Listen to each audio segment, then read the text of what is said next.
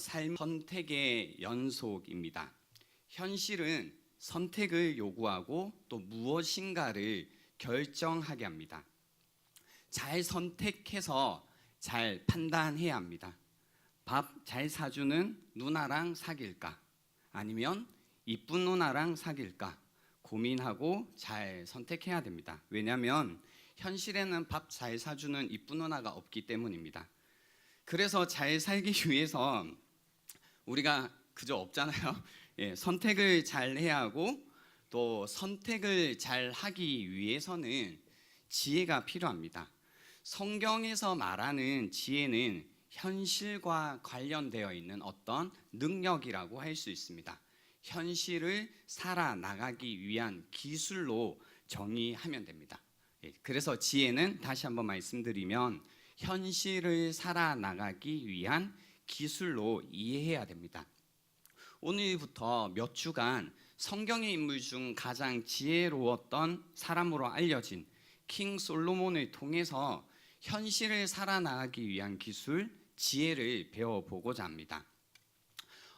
우리를 향한 하나님의 사랑을 은혜라고 부르고 하나님을 향한 우리의 사랑을 경건이라고 부릅니다.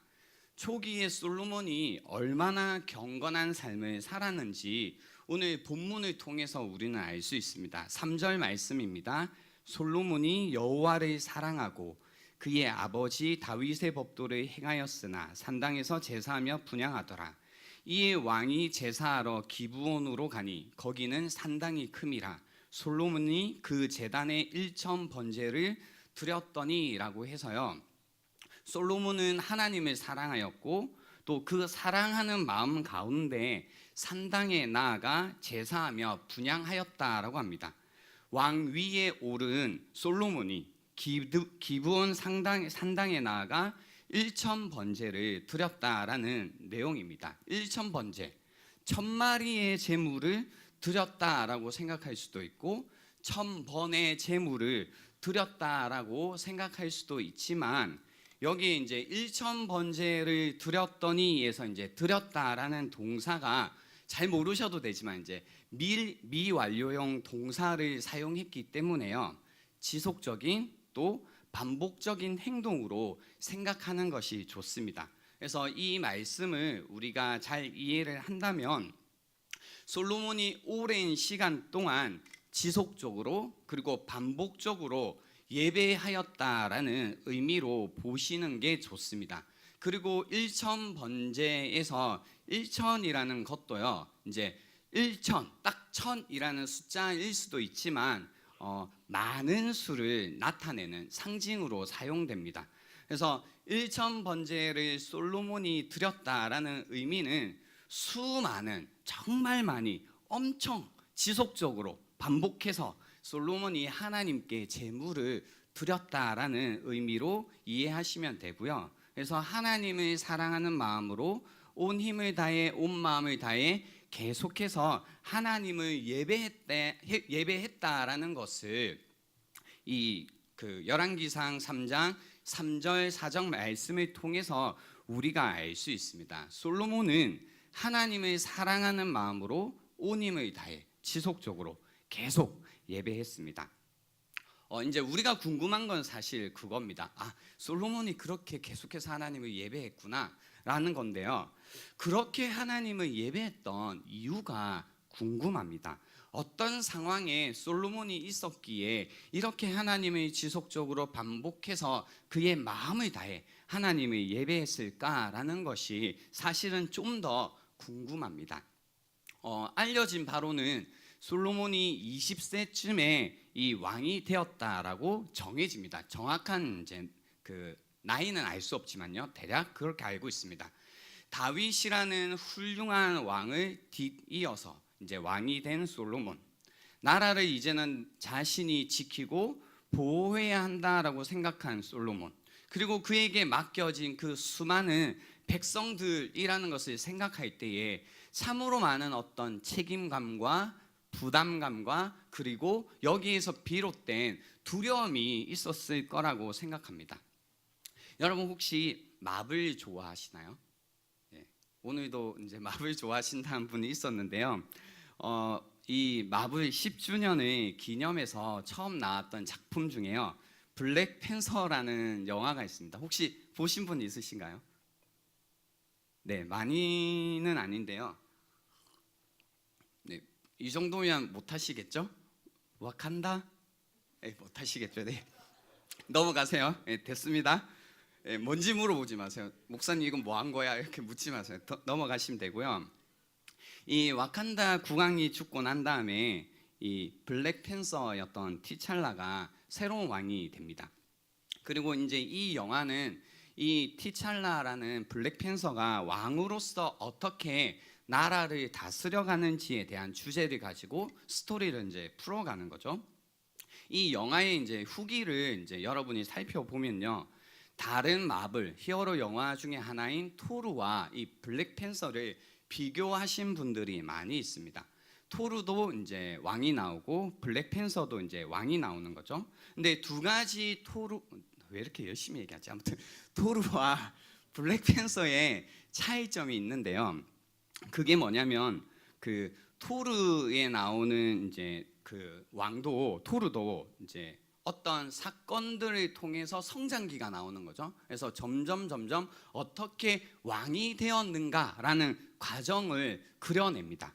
근데 블랙팬서에서 티찰라는 처음부터 블랙팬서의 어떤 힘을 가지고 처음부터 아예 이제 왕이 되어서 등장하는 겁니다. 그래서 토르는 영웅이 되기 전에, 왕이 되기 전에 어떤 시험을 거치고 그 가운데 왕이 되었다면, 영웅이 되었다면, 블랙팬서는 그가 왕 위에 오른 다음에 어떻게 이 왕위를 잘 지켜내는지, 나라를 다스리는지에 관해서 이제 전개되고 있는 겁니다. 이게 이제 저희가 읽고 있는 열왕기상에 나오는 솔로몬과 무슨 상관이 있느냐라고 하면요, 다윗은 이 토르와 같고요. 그러니까 다윗도 역경을 거친 다음에 왕이 되었다면, 이 솔로몬은 블랙팬서처럼 아예 처음부터 왕으로 등장하는 겁니다.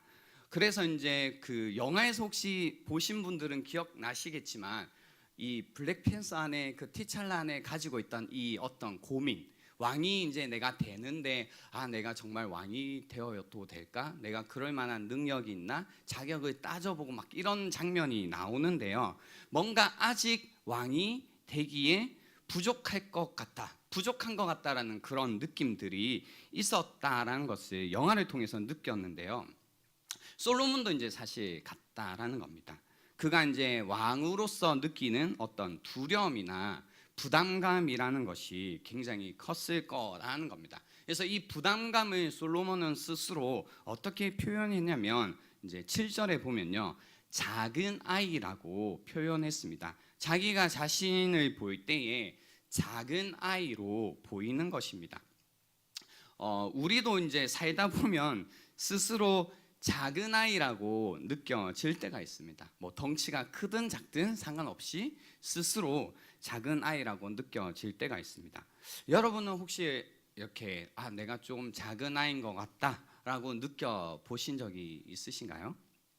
어쩌다 보니 성인이 되었고, 이제 어쩌다 보니 벌써 이렇게 뭔가 사회적으로, 내가 가정적으로 뭐 책임을 져야 되는 위치에 와 있는 겁니다. 특히 삶에 관한 질문을 하다 보면, 또는 내 앞에 어떤 미래에 관해서 질문을 던지다 보면요, 스스로 작은 아이로 느껴지게 됩니다.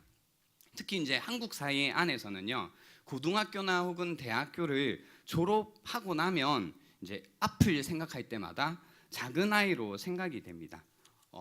대학교나 혹은 고등학교를 졸업하기 전까지는 이렇죠.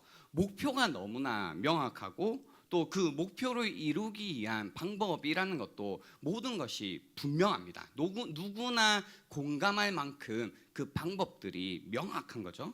그래서 목표는 좋은 대학을 가는 것이고, 이것을 이제 이루기 위해서 우수한 성적이 필요하고, 필요한 이제 방법은 열공하는 겁니다. 이제 다 명확한 거죠. 좋은 대학을 가면 되고, 그러기 위해서는 뭐 성적이 필요해. 이런 것들이 너무나 명확한데요. 제 말의 포인트는 이겁니다. 이제 제가 10대 때의 인생의 목적을 좋은 대학으로 가는 것, 그래서 공부 열심히 하는 거다라고 말하고 있는 게 아니고요. 우리가 고등학교나 대학교를 졸업하기 전까지는 목표와 방법이 분명하다라는 것이 이제 제 이야기의 포인트입니다. 그러나 졸업하고 나면 모든 것이 희미하고 애매해지기 시작합니다. 마치 안개 속으로 삶이 접어드는 것 같은 느낌이죠. 그래서 현실이라고 부르는 뚜렷하지 않은 불분명한 삶을 살아가기 시작합니다. 참 묘하죠. 현실인데 이것이 그 어느 것보다 불분명하고 뚜렷하지 않다는 겁니다. 이 불분명한 현실에서 삶을 더 애매하고 더 고통스럽게 만드는 부분이 있는데요. 그것은 뭐냐면 이제 우리 눈앞에 펼쳐져 있는 수십만 개의 이제 선택 가능성들입니다. 끝도 없이 늘어선 어떤 선택과 결정의 과정은 우리로 하여금 어디로 가야 될까라는 방향 감각을 상실케 만들어서 무력감에 계속 빠져들게 합니다.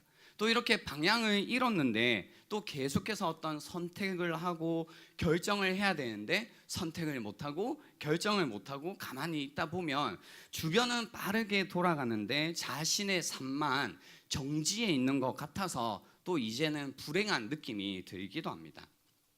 어떤 현실의 책임감 그리고 현실의 선택, 현실의 결정에 압도당해서 무기력과 어떤 무력감을 느끼게 되고 또 막연하고 불안감을 느끼면서 자기 삶에 대한 회의와 우울감에 빠져들어가는 겁니다. 그러니까 오히려 고등학교 때까지는 모든 게 뭐 명확했는데 이상하게 대학교 혹은 대학을 졸업할 때쯤 또는 대학을 졸업한 이후부터는 모든 게 불분명해서 삶이 이렇게 계속 느껴지는 겁니다. 왜 이럴까 하는 가운데 이제 이게 심해지면 우울증이 오기도 하는 거죠.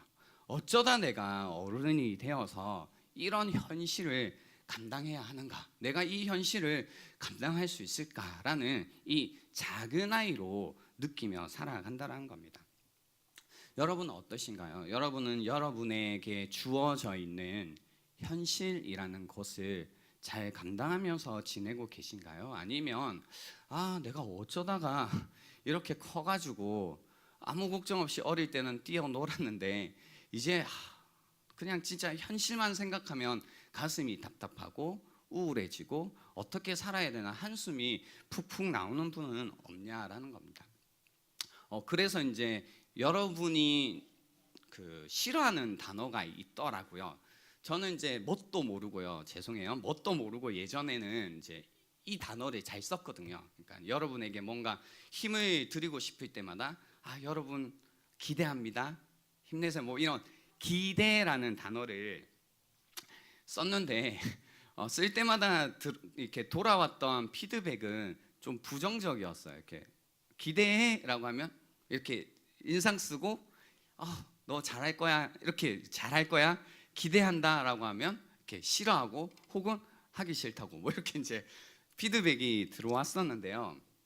처음에는 잘 이해를 하지 못하다가 왜 이 기대라는 단어를 이렇게 부담스러워할까라고 할 때 이런 거죠. 그냥 나에게 누군가가 기대를 건다라는 것 자체가 부담이 된다는 겁니다. 그래서 살아오면서 지금까지 내가 수많은 부담감을 가지고 이제 그것이 나의 고통이 되는데 거기에 누군가가 기대라는 단어를 또 던지니 그게 더 고통스러운 거죠. 완벽하지 않으면 하지 않는 게 낫겠다라는 어떤 이런 마음들도 그래서 계속해서 생기고 지금까지 살아오면서 나에게 주어졌던 그 수많은 요구 속에서 이제 그것들을 감당하며 살아가야 했을 여러분들에게 어떤 말도 이제 부담되는 말이라는 것들은 그냥 다 싫지 않을까라는 것을 이제 이해하기 시작했습니다. 그리고 이런 어떤 여러분의 마음들을 이해하기 시작하면서요. 이제 뭐 저도 그렇게 살아오긴 했지만 지금 이제 20대, 30대를 지나고 있는 여러분들이 어떻게 어렸을 때부터 살아왔을까가 조금씩 이제 느껴지면서요. 그런 거죠. 뭐 부모님으로부터 또는 학교로부터 선생님으로부터 또는 사회로부터 끊임없이 이제 받아왔던 것은 어떤 인정도 아니고 너가 뭐 살아있는 것만 해도 나는 기뻐. 아니면 네가 이 우리나라 뭐 백성이라는 것만 해도 너무 좋아. 아니면 우리 가족이라는 것만 해도 좋아. 혹은 이제 교회 안에서도 여기 같이 있으니까 너무 좋다라는 인정과 어떤 사랑과 어떤 호감을 받기보다는 항상 내가 무언가를 해야 된다라는 부담으로 또 어떤 요구로만 살아왔고, 또 그런 요구들을 끊임없이 감당해 냈었어야 되는 여러분들, 그리고 저도 마찬가지인데요. 이런 생각을 할 때 우리가 계속해서 살면 살수록 느끼는 감정이라는 것은 부담감에서 오는 작은 아이다라는 것밖에 남지 않겠다라는 겁니다. 그래서 오늘 이 커다란 부담감 앞에 서 있는 솔로몬처럼 여러분도 어쩌면 현실이라는 큰 부담감 앞에, 책임감 앞에 종류는 다르겠지만 다 서 있지 않을까라는 생각이고요. 그래서 오늘 우리가 성경을 통해서 솔로몬은 이런 부담감 가운데, 책임감 가운데 어떻게 했는지를 같이 좀 보고 싶습니다. 그래서 현실을 감당하기에 작은 아이로 느껴질 때, 그래서 어떻게 할 것인가? 뒤로 물러설 것인가? 아니면 이 문제를 회피할 것인가? 그래서 안 할 것인가? 그래서 안 살 것인가? 중요한 것은 이런 부담감을 느꼈을 때, 책임감을 느꼈을 때 그 다음이라는 겁니다. 솔로몬의 선택을 우리가 한번 그래서 주목해 볼 필요가 있습니다. 과연 솔로몬은 어떤 선택을 했나요? 이 상황에서 스스로 작은 아이로 느껴질 때, 현실적인 부담감이 짓누르고 막연하고 불안할 때, 현실 감각을 잃고 방황할 수 있는 이 시기 때 솔로몬은 어떻게 했냐라는 겁니다. 오늘 말씀에 보면요, 솔로몬은 하나님께 지속적으로 예배 드리는 것을 선택했다는 겁니다. 계속해서 하나님께로 나아갔다는 겁니다. 자신은 너무나 부족하지만, 자신은 아는 것이 없지만 하나님께서 이 모든 현실을 감당할 능력과 지혜가 있다라는 것을 믿었기 때문에 하나님께 나아갔다는 겁니다. 이 능력과 지혜를 가지신 하나님께로 나아갔습니다. 그래서 1000번째 지속적으로 반복해서 마음 가운데 수많은 염려와 수많은 걱정과 수많은 부담감 가운데 그 수만큼 더 자주, 더 지속적으로 하나님께로 나아갔다는 겁니다. 그래서 솔로몬이 하나님께 드린 1000번제라는 것은 하나님을 향한 갈망이자 또 하나님을 향한 의지였다라는 겁니다. 하나님만이 도움이시고 하나님만이 나의 힘이시다라는 그의 신앙의 고백이었다는 겁니다. 그래서 하나님께 예배했습니다. 하나님께 나아갔습니다. 그래서 하나님을 찾았다라는 겁니다. 여러분은 어떤 선택을 하고 계십니까? 이렇게 삶의 무거운 짐을 느낄 때마다, 마음이 괴로울 때마다, 우울해할 때마다 내가 이 짐을 어떻게 감당하지? 계속해서 현실이 눈앞에 다가와서 이 현실을 내가 어떻게 대처해야 되겠다, 살아야 되겠다라는 걸 모를 때마다 여러분은 어떤 방법을 선택하시냐라는 겁니다. 솔로몬처럼 하나님을 선택하고 그분께로 나아가고 있냐라는 것이 사실은 이 본문이 우리에게 던지고 있는 질문이라는 겁니다. 이렇게 하나님을 찾고 구하고 하나님께 나아갔던 솔로몬에게 하나님이 나타나십니다. 4절 보시면요, 솔로몬이 그 제단에 1000번제를 드렸더니, 5절입니다. 기브온에서 밤에 여호와께서 솔로몬의 꿈에 나타나신지라. 하나님이 이르시되 내가 내게 무엇을 줄고 너는 구하라 라고 말씀하십니다. 계속해서 하나님께 나아왔던, 하나님께 지속적으로 도움을 구했던, 하나님을 예배했던 솔로몬에게 하나님이 꿈에 나타나십니다. 그리고 이렇게 이르시는 겁니다. 내가 내게 무엇을 줄고 너는 구하라. 내가 내게 무엇을 줄고 너는 구하라. 여러분 혹시나 하나님께서 여러분에게 이렇게 쫙 나타나셔서요, 내가 내게 무엇을 줄고 내게 구하라 라고 하시면 무엇을 구하시겠어요?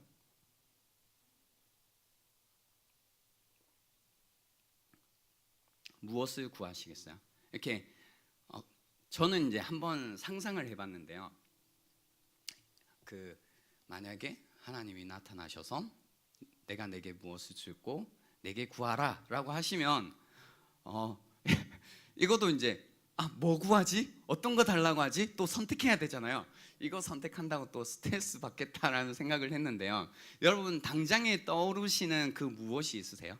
하나님이 이렇게 나에게 물어보시면 이거 구해야겠다라고 당장에 떠오르시는 그 무엇이 있으신가요? 이거는 나중에 이제 목장 가셔서요, 서로 한번 묻고 답을 들어보시면 좋겠는데요. 솔로몬은 이제 하나님께서 나타나셔서 이렇게 물으실 때 구한 것이 있습니다. 8절 말씀을 보겠습니다. 이렇게 이야기합니다. 주께서 택하신 백성 가운데 있나이다. 그들은 큰 백성이라 수요가 많아서 셀 수도 없고 기록할 수도 없사오니 누가 주의 이 많은 백성을 재판할 수 있사오리까? 듣는 마음을 종에게 주사 주의 백성을 재판하여 선악을 분별하게 하옵소서라고 해서 무엇을 구하냐면, 하나님이 내게 구하라, 내게 줄게 라고 할 때 구한 건 무엇이에요? 듣는 마음을 구했다라는 겁니다. 우리가 예전에 개정판을 가지고 이제 이 본문에 대한 설교를 많이 듣다 보니까요, 솔로몬이 구한 것은 그저 지혜다로 많이 알고 계세요. 그래서 어릴 때부터 하나님께 그냥 아무 생각 없이 하나님 지혜 주세요 라고 이제 저는 많이 했었는데요. 그래서 늘 하나님 저에게 지혜를 주십시오, 저에게 지혜를 주십시오 라고 구하며 이제 살아왔는데, 그 지혜가 무엇이냐면 이제 개역 개정판에서 좀 더 잘 번역을 했는데요, 그 지혜라는 것이 듣는 마음이라는 겁니다. 듣는 마음, 말 그대로 듣는 마음을 하나님께 구했다라는 겁니다. 하나님을 들을 수 있는 마음을 구했다라는 겁니다. 그래서 우리는 보통 지혜라고 하면 뭔가 이제 잘 판단하고 잘 생각하고 뭔가 똑똑하고, 같은 말이지만 막 이런 얘기들을 이제 생각하죠. 그래서 하나님 지혜를 주십시오, 저의 이 돌이 좀 깨어지게 해 주십시오, 뭐 이런 이제 지혜를 구하지만, 이 솔로몬이 구했던 지혜라는 것은 무엇이냐면 듣는 마음을 구했다라는 겁니다. 원어를 찾아봐도요, 정말로 히어링, 듣다 이 뜻입니다. 듣는 마음. 그리고 이 듣는 마음이다 보니까 순종하는 마음이라고도 이제 번역하실 수 있습니다. 근데 뭐 순종하기 위해서는 일단은 들어야 되겠죠. 그래서 솔로몬이 하나님께 구하고 있는 것은 듣는 마음을 구했다라는 겁니다. 이 듣는 마음이라는 것은 첫 번째는 그 하나님을 듣는 마음이라는 겁니다. 그러니까 하나님께서 어떤 말씀을 하실 때 하나님께서 가지고 있는 어떤 뜻을, 하나님이 알고 있는 어떤 선악을 분별할 수 있는 그 무언가를, 하나님이 가지고 계신 그 어떤 기준이라는 것을, 하나님의 그 어떤 마음이라는 것을 들을 수 있는 마음을 달라라라고 지금 솔로몬이 구하고 있는 겁니다. 재밌죠? 솔로몬이 구했던 건 다른 게 아니라 하나님을 들을 수 있는 그 듣는 마음을 저에게 알려달라라고 하는 겁니다. 하나님은, 그러니까 이제 하나님을 들을 때에 선악이 무엇인지를 판단할 수 있게 되는 거죠. 여기서 결국은 이제 그거잖아요. 자기가 하고 싶었던 게 뭐였냐면 많은 백성을 재판하는 게 문제인데 듣는 마음을 종에게 주사 주의 백성을 재판하여 선악을 분별하게 하옵소서라고 구한 겁니다. 그래서 내가 가지고 있는 생각으로는, 내가 가지고 있는 기준으로는 선악이 무엇인지 분별할 수 없으니, 무엇이 옳은 건지 무엇이 그른 건지 내가 판단할 수 없으니, 그 선악을 분별할 수 있는 하나님, 그분을 계속해서 들을 수 있는 마음을 달라라고 구하고 있는 겁니다. 이제 이 부분에 관해서요, 그 많은 주석가들이 또 어떻게 해석을 하냐면요, 하나님을 들을 수 있는 마음을 구했다라는 것은, 그 하나님을 듣는다라는 것은 다른 사람의 형편과 처지를 듣게 하는 마음이다라고 해 두었더라고요. 그러니까 하나님을 듣는 사람은 결국은 어떻게 이어져 가냐면 다른 사람의 마음을 듣게 되는 걸로 간다라는 뜻입니다. 그래서 이런 거죠. 결국은 그 솔로몬이 원했던 것은 하나님을 듣고 싶은 마음, 하나님의 뜻을 알고 싶어하는 마음, 하나님의 그 무언가를 판단해내는 시비를 가리는 기준을 알고 싶어하는 마음으로 자기에게 맡겨진 백성들의 마음을 듣고 싶어하는 마음이었다라는 겁니다. 그래서 결국 듣고 싶어하는 마음이었습니다. 그러니까 말이 자꾸 왔다 갔다 하는데요, 듣는 마음으로 사람들의 마음을 듣고 싶었다라는 겁니다. 그러니까 솔로몬이 구한 것은 하나님의 마음이자 사람들의 마음을 구했다라는 겁니다. 그래서 이 11절에 우리가 읽지 않았지만 이것이 송사를 듣고 분별하는 지혜다라는 겁니다. 그래서 지혜의 본질이라고 하면 어떤 똑똑함이나 지식이 아니라 무엇보다 듣는 마음이라고 하고, 이걸 그냥 우리가 쓰는 용어로 바꾸자면 공감이라고 할 수 있는 겁니다. 여러분은 듣는 마음이 있으신가요? 첫 번째, 하나님을 향해서 듣는 마음이 있으신가요? 그래서 하나님의 마음이 어떤 마음이신지에 관해서 여러분이 함께 여러분의 마음으로 공감하고 계신가요? 그리고 그 하나님의 마음을 알고 있기 때문에 다른 주변에 있는 사람들을 향해서도 그들의 마음에 공감하고 계시냐라는 겁니다. 그래서 직장에서, 가정에서 우리에게 필요한 능력이라는 것은 사실은 현실을 잘 살아가기 위한 지혜, 기술로서 필요한 지혜라는 것은 이 듣는 마음인데요, 하나님을 향해 듣는 마음이, 또 주변에 있는 사람들을 향해 듣는 마음이 여러분에게 있냐라는 겁니다. 생각해 보면 그렇죠.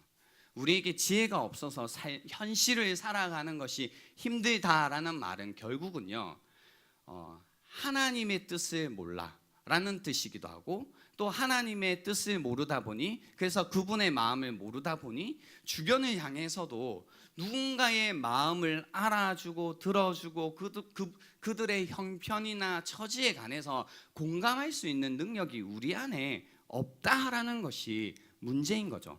사실 여러분이 여기에 사업하시는 분들도 있고, 뭔가 가르치는 일을 하시는 분들도 있고, 여러 가지 직업을 가지신 분들이 있는데요, 그 직업에서 사실 성공할 수 있는 비결이란 건 뭐냐면 나에게 맡겨진 사람들 혹은 일에 관해서 그들의 필요를 정확하게 들을 수 있고, 그래서 그 필요에 반응할 수 있다면 우리가 어떻게 되는 걸까요?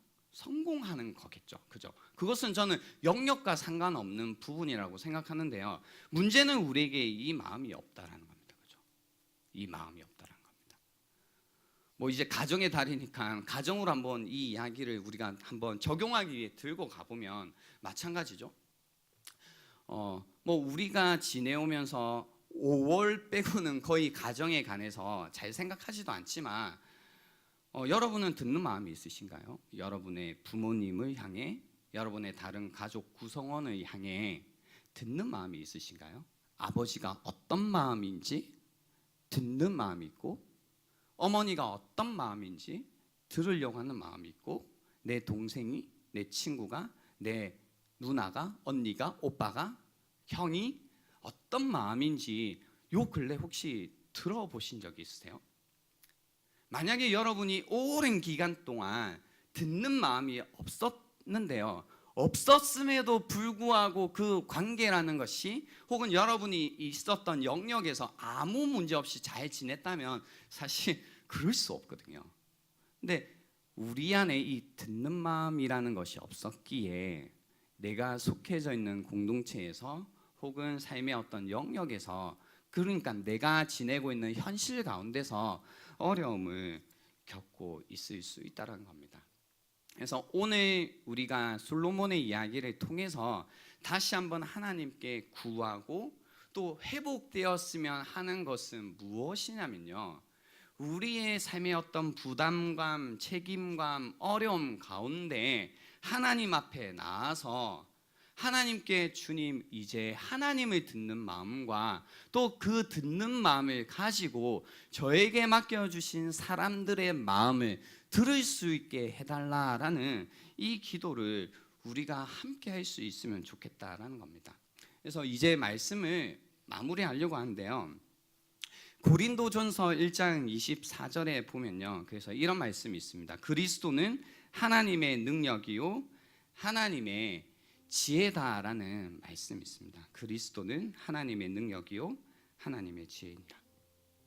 예수 그리스도라는 존재가 우리에게는 그런 존재죠. 하나님께서 나의 마음을 알아주셨다라는 표현으로 예수 그리스도라는 분이 우리한테 이렇게 제시되었죠. 그래서 예수님을 볼 때마다 우리가 아는 것은 하나님 아버지의 마음입니다. 그래서 십자가를 볼 때마다 하나님이 얼마나 내 마음을 알아주고 계신지, 내 마음을 보고 계신지, 내 사정을 살피고 계신지를 예수 그리스도를 통해서 늘 알게 됩니다. 그리고 이런 우리의 마음을 알아주고 계시는 그 마음을 가지고 있으면요, 또 주변을 볼 때 그들의 사정도 마음도 알아주고 싶은 그런 마음이 생기죠. 왜냐하면 그들을 향한 하나님 아버지의 마음도 느껴지기 때문입니다.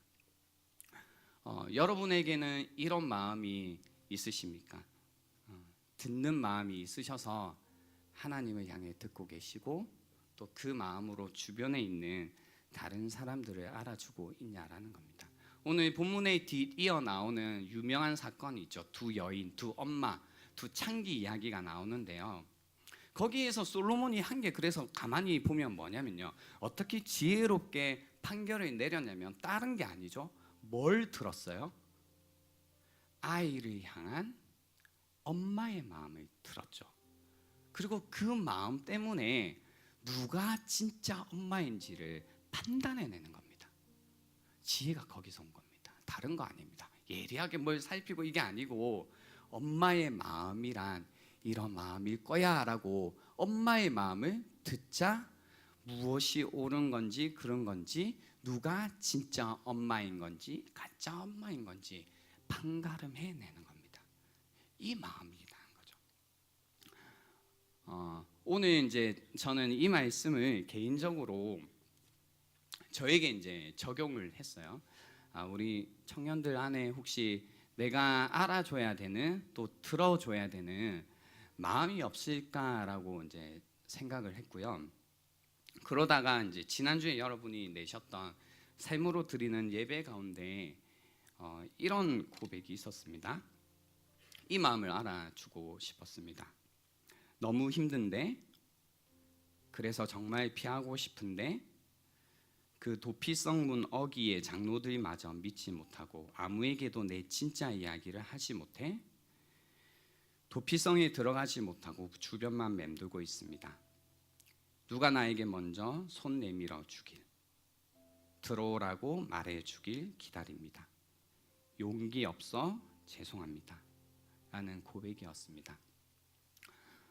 오늘 이 시간을 통해서요, 이렇게 고백하신 분이 이름이 없어서 모르겠지만, 누군지 모르겠지만 이 마음을 듣겠습니다. 그리고 누가 먼저 손 내밀어 주기 원하신다면 저와 그리고 여기에 있는 이 마음에 반응하기 원하는 많은 분들이 아마 그 마음에 반응해 주실 겁니다. 그래서 들어오라고 말해 주기 기다리고 계셨다면 이제 들어오시기 바랍니다. 하나님 품으로, 그리고 이 하나님의 공동체라는 교회로 들어오실 수 있으면 좋겠고요. 용기 없으셔도 괜찮습니다. 저희가 또 용기 내실 때까지 얼마든지 기다려 드릴 수 있습니다. 하나님께서도 저희에게 이렇게 해주셨기 때문입니다. 이 시간 잠시 시간 드릴 테니까요, 오늘 들었던 말씀을 가지고 여러분의 삶으로 드리는 예배의 시간이 되면 좋겠습니다. 여러분이 갖고 있는 부담감, 책임감, 어려운 마음이 있다면 그 마음을 가지고 하나님 앞으로 나아가는 시간, 또 그분 여러분의 마음을 알아주시는 그분께 여러분의 마음을 내어놓는 이 시간이 되면 좋겠습니다.